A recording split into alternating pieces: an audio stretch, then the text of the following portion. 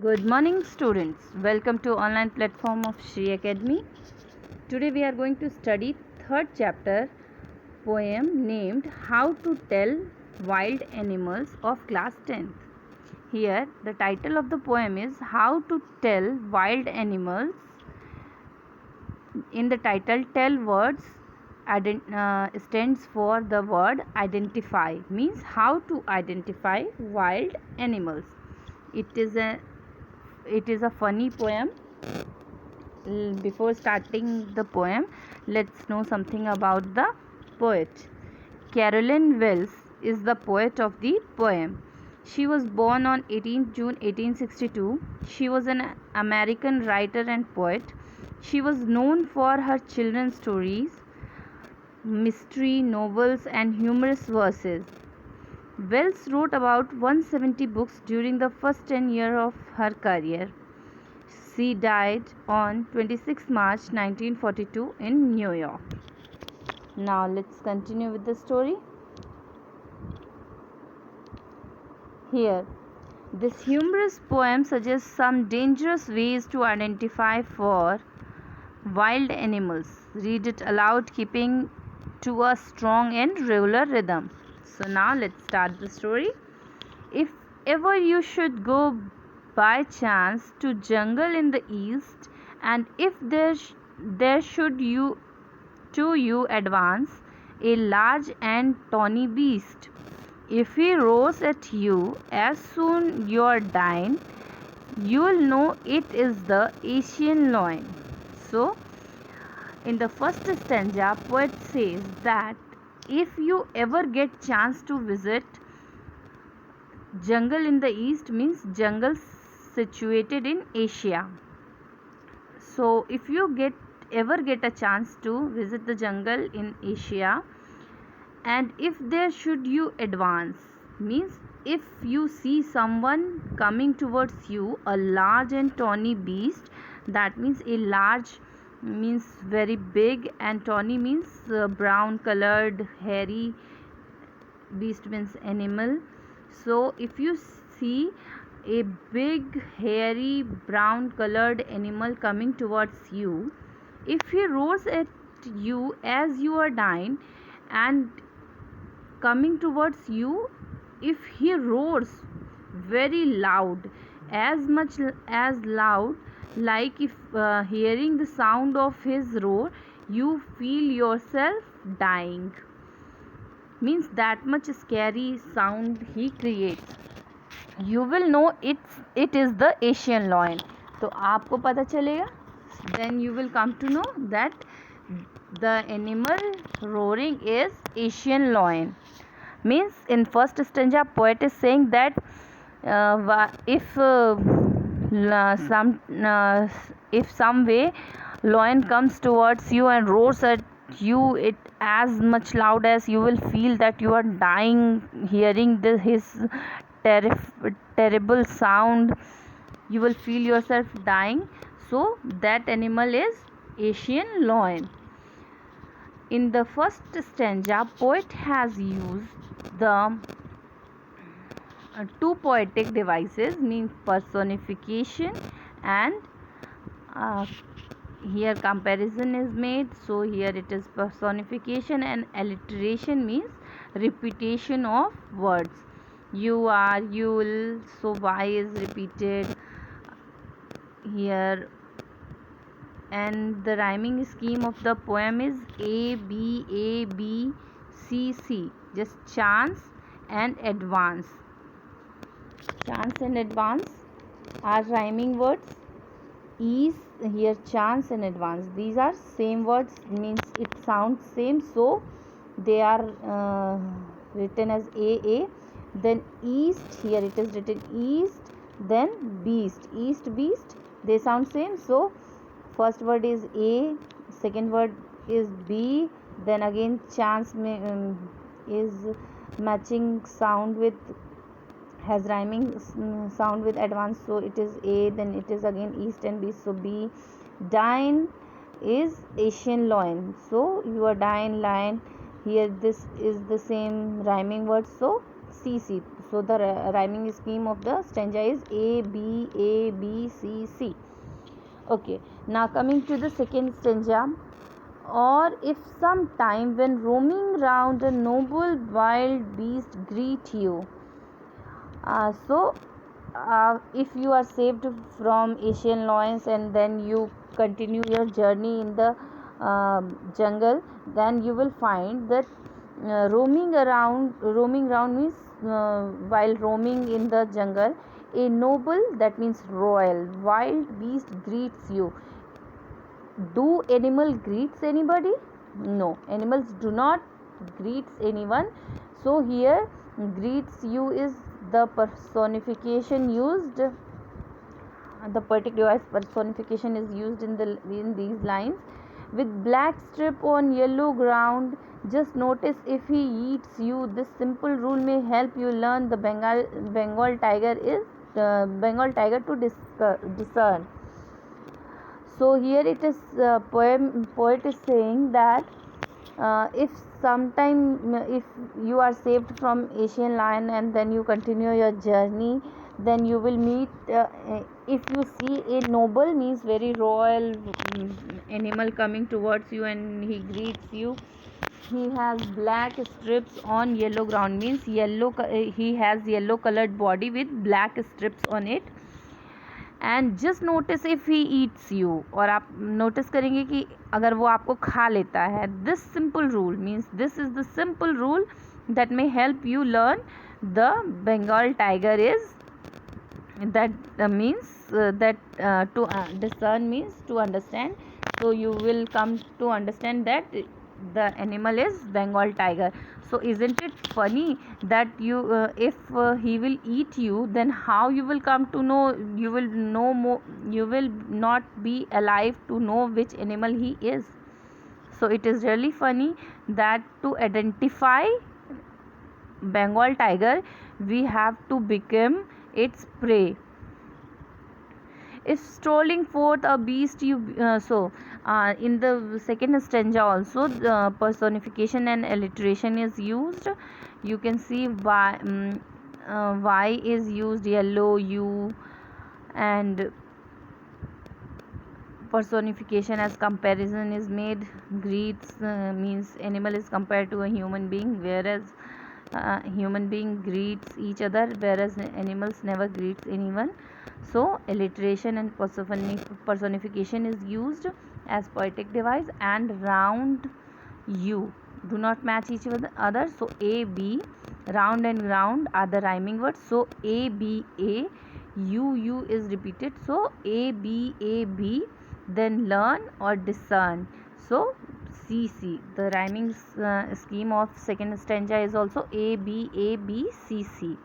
Now coming to the third stanza. If strolling forth a beast you view, whose hide with spot is peppered, as soon as he has leapt on you, you will know it is the leopard. It will do no good to roar with pain, he'll only leap and leap again. So if moving forward means strolling forth in Hindi can be said टहलते हुए आगे जाना. So if you while moving forward, if you find an animal who looks like means the animal has body spots on his body, black spots on his body. Peppered is used as we sprinkle pepper on any dish, it looks like black spots on the dish. So same as here, peppered word is used for the dots or the spots, black spots on the body of leopard. So as soon as he has leapt on you means leapt means leap का past tense है. So as soon as he leap on you, you will know it is the leopard. Then if the animal leaps on you, you will come to know that the animal is leopard. It will, that means it will. It is the T will is used for it will. Do not good to roar with pain means if it leaps on you, it is not at all good for you to cry or to scream loud with pain, because if you will the more you will scream, the more he will leap on you. So he'll only lap and lap again, means he will eat you up and finish you. Now coming to the okay, in this stanza the rhyming scheme is view, you, peppered, leopard, pain again. So in third stanza also the rhyming scheme is A B A B C C, and same here personification and alliteration is used, lapped, leopard. So as L is repeated again, leap, leap, you can see that lapped here, lapped, leopard, and leap, lap, lap. So L is repeated, so it is alliteration. And peppered means sprinkling pepper on something, so it is compared to living thing, so it is also personification. So two types of poetic devices are used, personification and alliteration. Now in the third stanza we will see, if now coming to the third stanza, if when you are walking round your yard you meet a creature there who hug you very very hard, be sure it is a bear. If you have any doubt, I guess he'll give you just one more kiss. So here it is written about bear, that while roaming into the yard, means while roaming into the jungle, yard is here used for the jungle. So while roaming in the jungle, if you meet a huge creature, means very big creature, he will hug you very hard. Who hug you very very hard means, do animals hug anybody? No, they never. So here hug you very hard means they will means they will take you in his arms, and he will hold you so hard that you will die. You will feel suffocation and slowly you will die. Be sure it is bear. So if the creature hugs you, then you will come to know that he is bear. If you have any doubt, I guess he'll give you just more and while he hugs you, if you will feel any doubt, then he will give you one more hug. So if some animal comes towards, huge animal comes towards you and he gives you hug, means he holds you into his arms, that means he is bear. So here also the personification and alliteration is the poetic device used here. As you can see, V very very means V is repeated, and your yard, here you, here Y is repeated 3 times 4 times, more than 4 times Y is repeated. So here the poetic device used in the stanza is alliteration and personification, as here is bear is compared to human being, and bear is never hugs anybody. So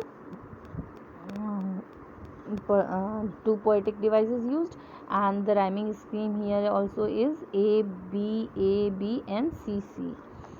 So now coming to the fifth stanza. Though to distinguish beast of prey, a novice might nonplus the crocodile you always may. Tell from the hyena thus, hyena come with merry smile, but if they weep they are crocodile. So distinguish means to differentiate between. So if you need to differentiate between two animals, beast of prey means beast is used for the animal, and prey is used for the means the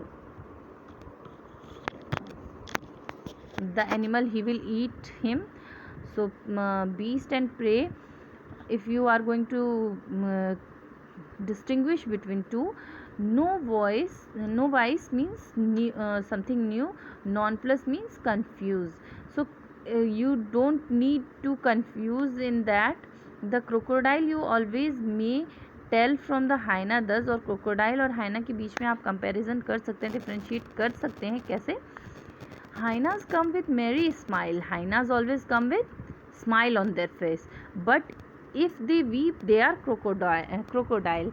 So if the animal coming toward you is weeping, so it is crocodile. You may have heard of the verse that is crocodile tear, that is very famous since we were child, we were reading stories about crocodile's tears. So if you see animal coming towards you and coming towards you with smile, so that is hyena.